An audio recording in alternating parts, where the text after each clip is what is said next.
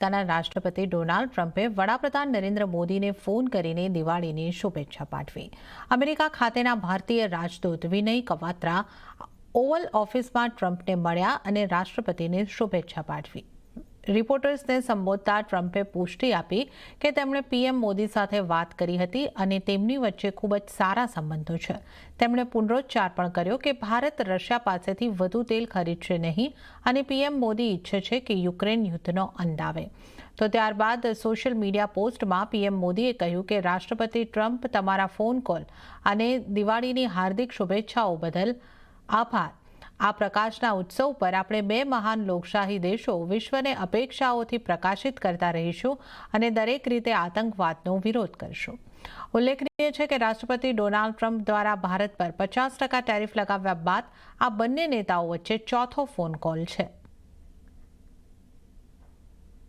India, as you know, has told me they are stop. You know, it's a process. You can't just stop it. But by the end of the year, they'll be down to almost nothing.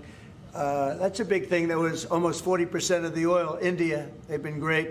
Spoke to Prime Minister Modi yesterday. They've been absolutely great. વડાપ્રધાન ASEAN બેઠકમાં virtually ભાગ લેશે.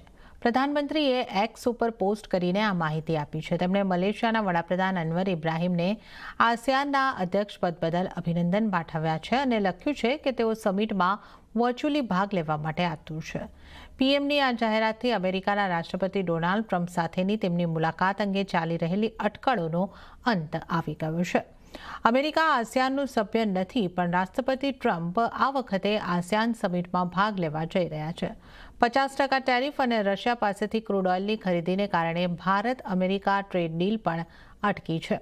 આવી સ્થિતિમાં દિવાળીના અવસર પર રાષ્ટ્રપતિ ટ્રમ્પ અને વડાપ્રધાન મોદી વચ્ચે ફોન ઉપર વાતચીત પણ થઈ છે.